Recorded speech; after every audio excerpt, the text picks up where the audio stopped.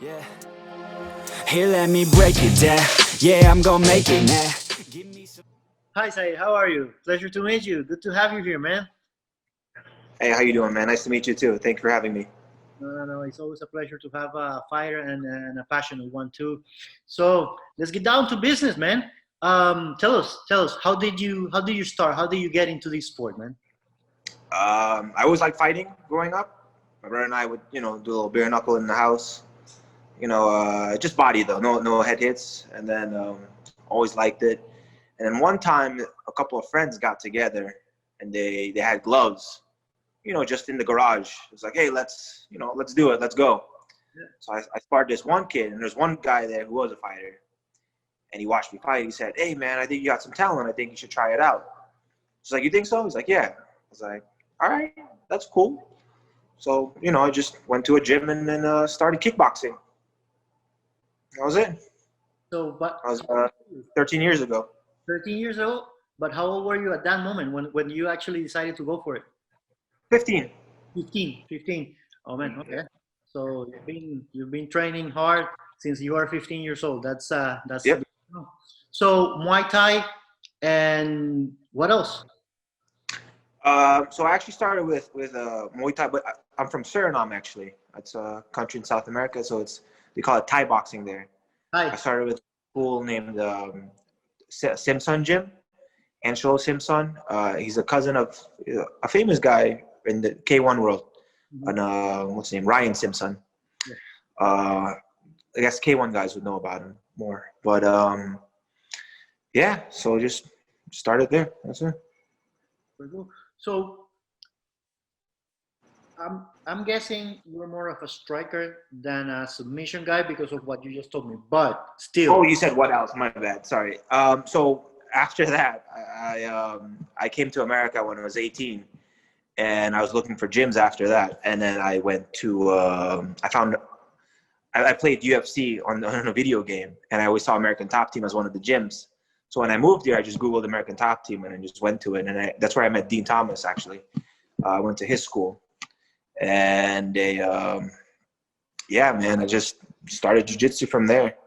And then I was like, just wondering what jiu-jitsu is all about. And then I started liking grappling. Then I didn't want to wrestle yet until I actually moved to Coconut Creek, and I wrestled Steve Mako one time, mm, and I got whooped, man. I got whooped so bad. still, I didn't know who he was. I didn't know anything about wrestling. I was like, man, this is dangerous. I need to learn how to wrestle if I want to strike. And then, so just I got well rounded after that, making sure I could stand up if I wanted to, take someone down if I needed to. yeah, But yeah, that's how my whole game developed. Sorry. good, good, good. But still, I mean, what would you say if there is, what would you say is your favorite, like striking or submission when you go into a fight?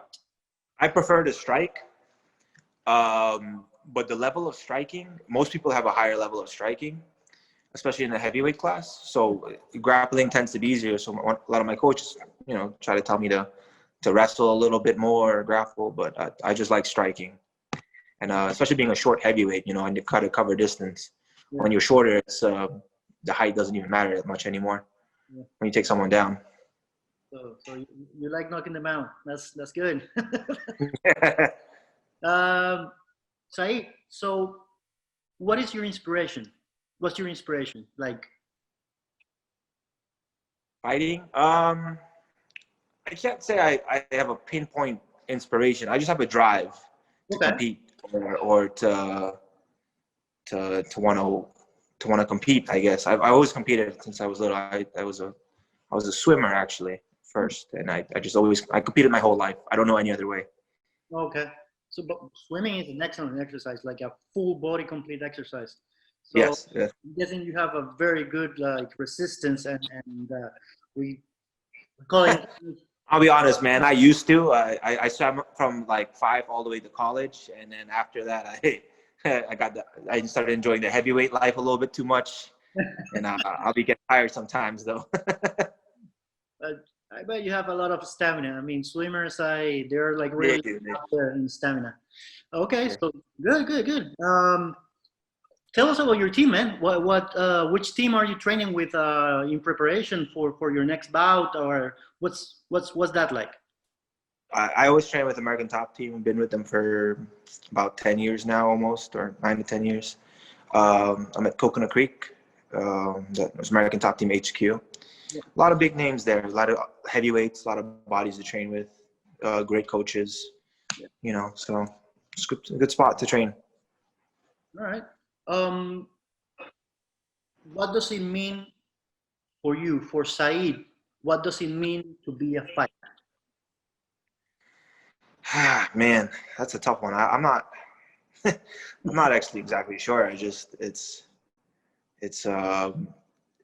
been doing it so long, I'm not sure if I know a different way, but to be a fighter, man, it's like being able to face a fear. Because to be honest, nobody wants to fight for real. Nobody wants to go out there and bang and get hurt, or possibly get hurt. So you're out there conquering a fear, like, man, I have to fight someone who also trained to fight me. So it's conquering fear, man. Fighting is conquering fear. Good. Love that answer, man. Cool. And it's very, it's a very honest answer. It's a very down-to-earth answer, and love it. Love it. Thank you for that. I'm actually going to incorporate that into my lessons, life lessons. Like it's because every time I go in, I'm still nervous. I'm still afraid. You still do it every time. You're gonna be. But that's good, because it has to be like that. The moment you are too confident, that's when you're exposed to getting down like very fast. I mean, the way I've seen it. Yeah, for sure. So, Said, what do you think separates you from every other fighter in your division? What makes you special, man? So, I think that my defense, honestly, I very, very rarely get hit. I try not to get hit. When I moved here, actually, I sparred a lot of big names. I had to fight them a lot, and I actually hate hurting people, to be honest. So I wouldn't hit them hard, and they try to take my head off. So I was like, man, I gotta make sure I don't get hurt doing this, because I love sparring. I spar 3 times a week, every week, fight or no fight. I love fighting. I love martial arts, but I don't like hurting people, and so I just practice staying safe, and I barely get hurt. So I've got really good eyes, I'd say, and I'm a small heavyweight, so I'm a little faster than most of the heavyweights, so it's kind of nice. But that's very noble, man. That's very martial arts style. Yes. Old school martial arts style. Yes. Good. Yes, I have a more martial arts kind of mindset than a fighter's mindset, where they just go in there and like, I'm gonna give you one, you give me one, I'll give you 3. Like no. I'll just defend myself, and you can fight all you want till you're tired. Long game. Good. I mean, and Said, let me ask you this question, because I think this is at least for me every time is a very revealing question. Okay. If you could have a dream fight, but hey, anyone, it could be anyone. It's open. Non-fictional too. Whatever you want, but explain. Man, I grew up watching Dragon Ball Z and stuff. So if I could be in that world of Dragon Ball Z, fight Goku, train it up, get to that level, because yeah, man, I train because I want to be superhuman. I want to be above the average. I want to be more, So that would be the best time of my life, man. And Goku fights just to fight, not to kill, it's just he loves fighting, and that's all it is. That is true. Actually, he and that goes along with what you just said. Like, it's about the journey. It's about fighting. It's not about hurting. It's about the experience and getting stronger every time. Like, as you grow, it's about the process. I just love it, man. Yeah, I love that that character too. Actually, I'm more of in South America. I'm also South American. I'm from Colombia, and I grew up watching Dragon Ball 2, and also I grew up watching, they call it here Zodiac Nights. In Spanish is Caballeros del Zodiaco. So, for example, for me, my dream fight from a fictional character would be to fight the Dragon Knight, Shiryu, the Zodiac Knight that represents the dragon. Is that Saint Seiya? Yeah, Saint Seiya, correct. Saint Seiya. Yes, I know this. That was a good show. I actually had a videotape of. Actually, my cousin had it. It was in Spanish. I couldn't understand a word. Yeah. But I watched those fights over and over, man. For me, that was like I would go like, oh man. Yeah. That was a good show. Yeah, that was a good show. And Said, last one. No worries. What would you like to be remembered for at the end of your career? Like Dragon says, "Hey, do you remember Said? Man, that." Yeah.